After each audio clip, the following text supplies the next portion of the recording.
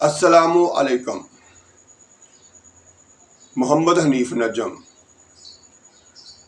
Video का आगाज़ करते हैं उस रब के नाम से जिसके कब्ज़ा कुदरत में हम सब की जान है, और उस प्यारे आका पर दुरूद शरीफ का नजराना पेश करते हैं जिसने पूरी कायनात के मालिक से हम सब का तारफ़ करवाया, यानी जानकारी दी, ये बताया कि रब कौन है।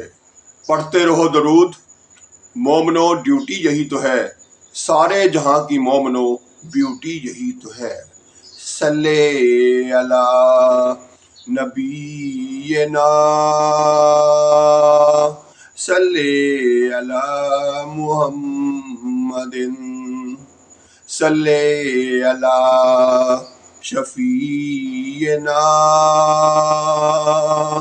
सल्ले अला मुहम्मदिन।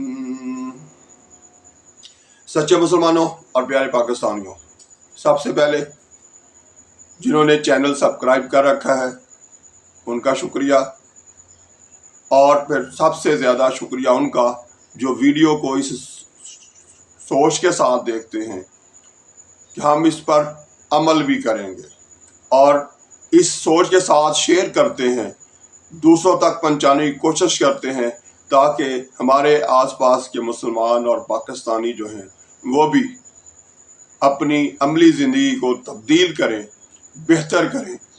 और फिर उन सब का भी शुक्रिया जो पूरी वीडियो देखते हैं, बल्कि साथ साथ प्ले लिस्ट में जाकर पुरानी और पिछली वीडियोस जो हैं उनको भी देखते हैं, खुसूसी तौर पर अपने बच्चों को कम्युनिटी का बटन दबा कर देते हैं और साथ उनसे पूछते हैं कि इन सवालों के जवाब क्या हैं।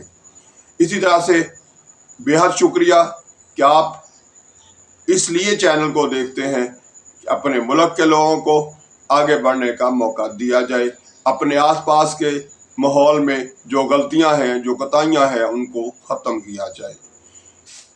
अब आते हैं अपने प्यारे आका हज़रत मोहम्मद सल्लल्लाहु अलैहि वसल्लम की आज की हदीस की तरफ।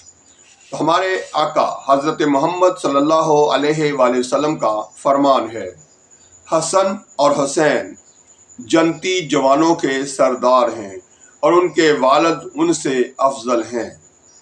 सनन इब्ने माजा, हदीस नंबर 118। सच्चे मुसलमानों और प्यारे पाकिस्तानियों, इस हदीस में हज़रत मोहम्मद मुस्तफ़ा सल्लल्लाहु अलैहि वसल्लम अपनी उम्मत को बता रहे हैं कि हसन रज़ी अल्लाह ताला अन्हु और हुसैन रज़ी अल्लाह ताला अन्हु जन्नती जवानों के सरदार हैं, यानी जन्नत में जो लोग जाएंगे उनमें से जो जवान हैं उनके सरदार जो हैं वो हैं हज़रत हसन रज़ी अल्लाह ताला अन्हु और हज़रत हुसैन रज़ी अल्लाह ताला अन्हु। और साथ मज़ीद ये भी बता रहे हैं कि उनके वालिद उनसे अफजल हैं, यानी हज़रत अली रज़ी अल्लाह ताला अन्हु जो हैं वो अपने दोनों बेटों से भी ज़्यादा अफजल हैं। ये इस हदीस में बताया जा रहा है, जिस पर हम गौर भी करेंगे, प्यार से चाहत से सोचेंगे भी कि कितना प्यार था नाना को अपने नवासों से, जिनके नाम हज़रत हसन रज़ी अल्लाह ताला अन्हु और हज़रत हुसैन रज़ी अल्लाह ताला अन्हु, और फिर उनसे बढ़कर प्यार था अपने दामाद, अपने चचाजाद भाई हज़रत अली रज़ी अल्लाह ताला अन्हु से। अब आते हैं इस वक्त हमें अब आज के दौर में क्या करना चाहिए, उसकी तरफ आते हैं। तो उसमें है जी, अगर आप 2024 में अपने लोकल यजीद की मजम्मत नहीं कर सकते तो आपको 680 ईस्वी में करबला के यजीद को बुरा भला कहने का कोई हक नहीं। इसमें ये सोचना है हमने कि अब जो कुछ हो रहा है, हम बिलाशुबा मजम्मत करते हैं यजीद की, लेकिन साथ साथ इसमें यह कहा जा रहा है, ये पूछा जा रहा है कि क्या इस वक्त जो यजीदियत हो रही है, इस वक्त जो यजीद का किरदार अदा हो रहा है, उसकी मजम्मत हम क्यों नहीं करते। अगर नहीं कर रहे हैं तो करनी चाहिए, کیا یہ جو کچھ ہو رہا ہے، یعنی سال سوا سال ہو گیا خواتین کو پکڑ کے مار کے ڈرا کے دھمکا کے ان کو گرفتار کیا ہوا ہے، اور سال سوا سال میں ابھی تک ان سے نہ ان کے خلاف کوئی ثبوت پیش کر سکے عدالتوں میں، اور نہ ہی کوئی سزا دلوائی جا سکی عدالتوں سے. تو کیا یہ یزیدیت نہیں ہے؟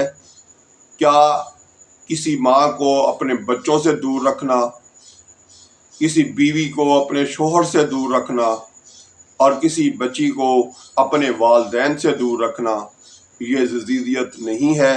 کیا یہ بہت بڑی کوتاہی نہیں ہے؟ اور پھر یہ بھی ہے سب سے بڑی بات یہ کہ اس کا ثبوت کوئی نہیں. اگر ثبوت ان کے جرم کا کوئی نہیں ہے، اور اگر ہے تو وہ عدالتوں میں دے کر سزا نہیں دلوا سکے ہو، تو پھر ان کو بار بار گرفتار کرنا یا گرفتار کیے رکھنا، چاہے وہ عالیہ حمزہ ہوں، چاہے وہ صنم جاوید ہوں، اور چاہے یاسمین راشد ہوں، یہ یقیناً کسی کی بیٹی ہیں، کسی کی ماں ہیں، اور کسی کی بیوی ہیں. ان کو آزادی سے جینے کا حق کیوں نہیں اور کیوں چھین لیا گیا؟ اگر آپ کے پاس ان کے جرم کا کوئی ثبوت نہیں ہے، ان کا جرم ان سے ثابت نہیں ہو پا رہا، سال ڈیڑھ سال سے آپ عدالتوں میں بار بار ریمانڈ بھی لے رہے ہیں اور پھر ثبوت نہیں دے پا رہے، تو پھر ان کو کیوں گرفتار کر رکھا ہے، اور کیوں اس طرح سے ان کے اوپر ظلم جو ہے وہ کیا جا رہا ہے؟ اس پر ہمیں چاہیے کہ ہم آپس میں گفتگو کریں، چاہے وہ سوشل میڈیا پہ موقع ملے اس پر کام کریں، جہاں بھی ہو سکے اس طرح جو بھی ناحق قید میں ہیں، غلط طریقے سے گرفتار کیا گیا ہے جن کو، اور غلط طریقے سے انہیں رکھا جا رہا ہے، ان سب چیزوں پر آواز بلند کرنا ہمارا فرض ہے. ہمیں حق اور سچ کی بات کہنے کا سلیقہ آنا چاہیے اور ہمیں کرنی چاہیے. ایک طرف ان لوگوں کو پکڑ کے ان پر دہشت ڈالی گئی ہے، زبردستی ان پر اپنا خوف قائم کیا جا رہا ہے، دوسری طرف قوم پر بھی خوف طاری کیا جا رہا ہے کہ ہم جتنا مرضی بجلی کا بل بڑھا دیں، جتنا مرضی آٹے کا ریٹ بڑھا دیں، جتنی مرضی مہنگائی کر دیں، جتنا مرضی پٹرول مہنگا کر دیں، کوئی آواز بلند نہ کرے، کوئی باہر نہ نکلے، کوئی احتجاج نہ کرے. تو یہ سارا کچھ کیا ہے؟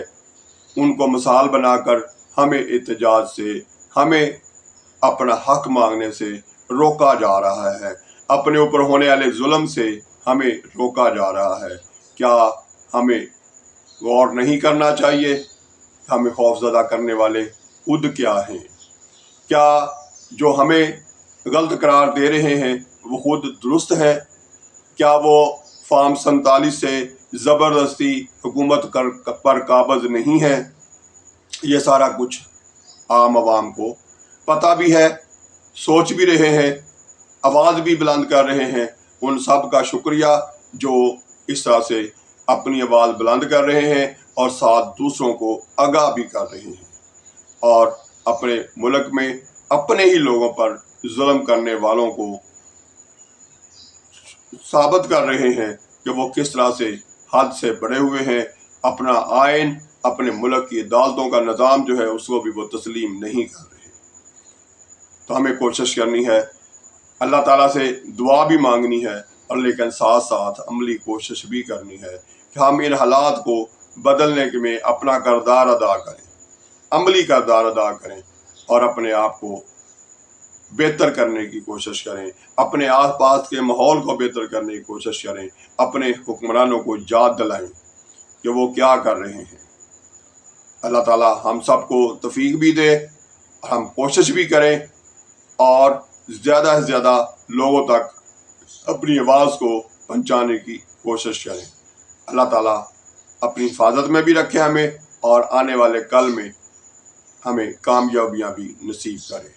آئندہ ویڈیو تک کے لیے اللہ حافظ. پاکستان زندہ باد.